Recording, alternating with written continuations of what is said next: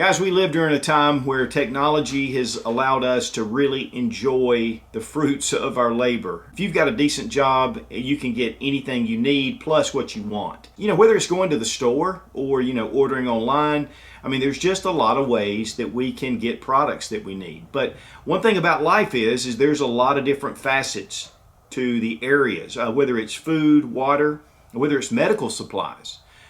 Guys, whether it's, cleaning supplies. There's just a lot of things that go into true survival that we don't really realize because everything is so convenient. Guys, with the current national crisis and a lot of people are sheltered in home and we're seeing a lot of shortages in certain areas, it has a lot of people thinking. And it's the big reason why I wanted to bring this video to you because, guys, this could happen again at any time. And it may be a lot worse. The great thing is right now we have our utilities, we have power, water, we have the internet, we do have our vehicles, we have gas. Now a lot of us are sheltering in place, and then a lot of people though are still working. And you're able to get out even though there's a lot of health concerns around that. Now guys, we've seen stocks run out of hand sanitizer, toilet paper, and firearms and ammunition. And a lot of other things. It's at the beginning we saw a run on basic canned foods, bread, produce. People were buying things up and they were in a panic. One of the things though is we do have our distribution that continues to bring products to the store. If you're out one day, by the next morning, typically there's a lot of things back on the shelves. It may not be up to full, but they're definitely continuing to get things on the shelves. But let's talk a little bit about our distribution system. It is a very intricate, very complicated system. Now it starts out with the product. We have a product available. It's in the store. We can go buy it. But that product had to get to the store. And one thing that we live under now is called just in time. And what that means is that they restock those shelves every day. And so every day they're bringing in trucks 2 or 3 times a week, and then you have people that are going back and putting the products out on the shelf. And it's a very efficient, a very streamlined system that allows for companies to make really decent profits. But it is vulnerable. And if we have any kind of disruption in the chain, in the distribution chain, it can be catastrophic. And we're starting to see a little bit of that right now. Because right now, hand sanitizer, this stuff, if you can find it, can be expensive. And toilet paper is something that we need on a regular basis. But the fact is we have a lot of manufacturing that needs to be done, and then those products taken to market. Now, one big thing right now is that we have a shortage because of the huge demand that's outside of our norm. We have a shortage of drivers. And that's those long haul drivers, the guys that go out for 2 or 3 days. They go from California all the way to New York with a lot of products that are needed, that people need. And all this is set up under a certain kind of system to where typically you can get those products. But when you have a huge demand on the system, it requires more drivers. Now, one of the problems is it's a lot more difficult to get long-range, long-haul drivers and employ them than it is to get one-day trips, the guys that drive those little short trips in town, or just to the town over from there, or even the state, and back that same day. And so we're seeing a shortage, number one, of drivers. Now, hopefully those drivers will remain healthy, and that is a big plus. Another thing that was really great is when Trump went ahead and declared this a national emergency, he was able to get rid of a lot of the restrictions and regulations on these truck drivers.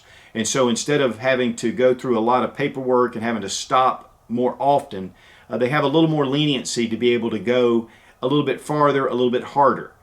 Now that also affects safety on the roads, but it's with the roads less busy, it's not quite as big a factor. Okay, the second thing is we've got production. Now, unfortunately, manufacturing, a lot of it has been outsourced to other countries. And so while America was always huge in the manufacturing field, and we produce more goods than anyone for the past 100 years, unfortunately, we have, because of this global type mentality, we've taken our industries and we farmed them out. And so what's happening is we're waiting on goods from China, which is obviously the biggest producer of goods for the U.S. In fact, if China stops shipping stuff, Amazon and Walmart would close. And those are two of the biggest businesses in the country. And so if we're not getting those supplies, but even if we're making them here in the U.S., a lot of the raw materials are coming from other countries as well. And so we've got to make sure we have the raw materials to be able to make the product, but also we need to have labor. And with that, we have a labor force, especially in a company that produces a good, let's just say, like hand sanitizer. They have a certain amount that they produce every year because that's what the demand is. Now the demand is much higher. And so they really need more laborers to come in to fill the gap if they can get the raw materials. And so the companies that make the raw materials, the alcohol companies, because this is alcohol based, is they have to up their production. And also with whatever is in here, whether it's aloe or some kind of, lubricant or moisturizer, that company also has to up its production if they can get the raw materials. And so it's really a domino effect. If one of those supply links is broken or there's a downturn. And so again, guys, we live in a very fragile society. And so with that being said, because a lot of people are looking at this for the first time, if you're a hardcore prepper or someone that likes to be prepared, a lot of this stuff you've already thought about. But if we're not careful, we go day to day, we get used to those things coming in, and we don't have ourselves ready when something like this happens. And guys, chances are it's going to happen again and again if we don't fix it internally. Guys, keeping things clean is definitely one thing that helps you stay healthy, especially around your home or your vehicle. And some of these things are some of the items that were bought up quick. And of course, we've talked about toilet paper and hand sanitizer, but also different type wipes, antimicrobial wipes, or even baby wipes. These masks, which they've been back and forth about the mask, are they effective, are they not? These are N95s, and this is what medical professionals use. And there's a lot of reasons to wear masks, especially if you're sick. But even if you're not, guys, it keeps your hands away from your face, and that's one of the big things, touching surfaces and getting into your face. And then, of course, some bleach, and there are a lot of other things. One thing that they say is that this is not a really tough virus to kill on surfaces. You just got to do it. And so being really careful, of course, the gloves and your Band-Aids, your normal things that you just need, which goes into your standard medications. If you're going to treat a sickness, you need to have some medications on hand, whether it's Benadryl or, pain reliever, even stuff for antacid, things like that, and having a good supply of these on hand at all times, and different type cough syrups.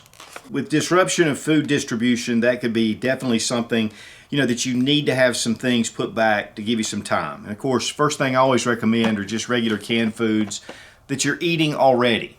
Now, your produce and your meats and things like that, they may or may not be available, but you can have these for long term. And of course, if you have a freezer, you can freeze food.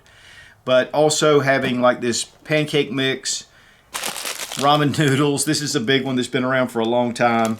And then we get into your standard number 10 cans. These are sealed and they will last for 30 years. And there's a lot of stuff you can get for that. Now also, MREs are great to have. Lifeboat food, this stuff is great. There's about 3,000 calories in this bar. And then we have our standard dehydrated foods like Backpacker's Pantry, Mountain House Foods, and also Wise Foods. And these are made really for the outdoors, but they last a long time and you can keep them and just add water. But guys, again, if the food distribution points, if there's any choke anywhere, you need to have this stuff available. Now guys, if it was in just a local area, maybe even statewide, you can get assistance from all over the place. I mean, the federal government will come in, you can get help, but when it comes to a nationwide crisis like we're seeing, and even a global crisis, that's where you need to be ready to take care of yourself. And guys, having water stocked up is just smart. You can only live 3 days without water. And then having a way to purify water if your water supply runs out. Now, one thing that was a big surprise is ammunition. The ammunition started running out, people started buying it up, and the shelves just went dry within about just a few days. And, a lot of people were concerned about possible civil unrest or about robberies and people breaking into homes. And so ammunition went. Guys, you need to have a good supply of ammo. Go ahead and get your supply of ammo put aside, and that way when the prices go up and the supply dwindles, you'll have enough to get you through. Obviously, you need to think about firearms. Now, obviously, this is way more than you need. But having your firearm, making sure it's well maintained, making sure you get out and train with it. And having that ammunition is going to give you the ability to go out and train and have self-defense capability. And so this is a big part of protecting the things that you have. Because guys, when crisis hits, all of this kind of stuff gets bought up quickly. And the great thing is, if I need to, I can actually use this as a bartering tool. And the ammunition as well. And that's one of the things that's going to be a huge part is your bartering. Now guys, one thing that's a big possibility is your ATMs could close, especially with a lot of the financial turmoil that we're going through right now. Having cash. Cash is king. You can use it for a lot of different things. It's recognized all over the place. And we always try to keep a nice supply of cash handy for emergency situations.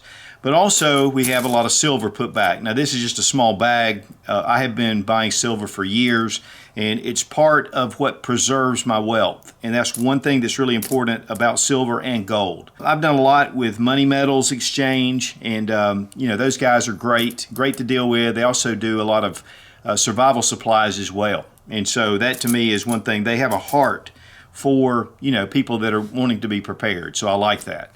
But junk silver to me is the best. I do have a bunch of the American Eagles and Walking Liberties and stuff like that, but I like this junk silver. People know what it is. They can look at it. This is a quarter, it's silver, and they know it, so it does have some value to it. So guys, you may not be a doomsday prepper or even a survivalist. You may just want to have a few things put back, and that's really what this video is about, is really to motivate you to make sure that you do put some things back. Have at least a month of food always in your pantry, rotating it out. But I highly recommend really having about 3 months worth of food. It definitely gives you peace of mind. It keeps you from making rash decisions, and you know that your family is going to be taken care of. During this current crisis, we still have utilities, we still have all those things, so we don't even have to address that.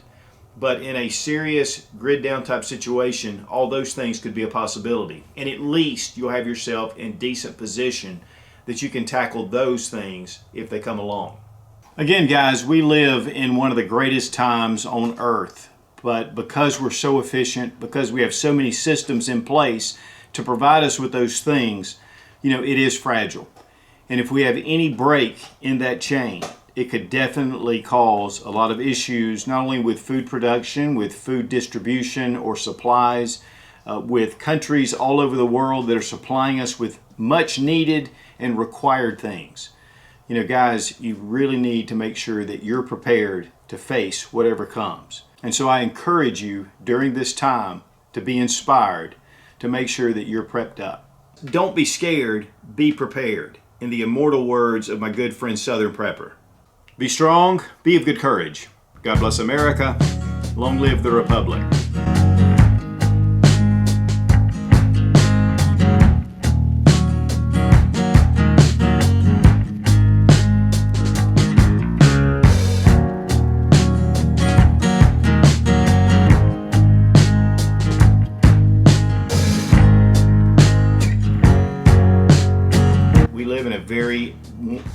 We have stocks, there's a lot of full, or even, stuff for your ass.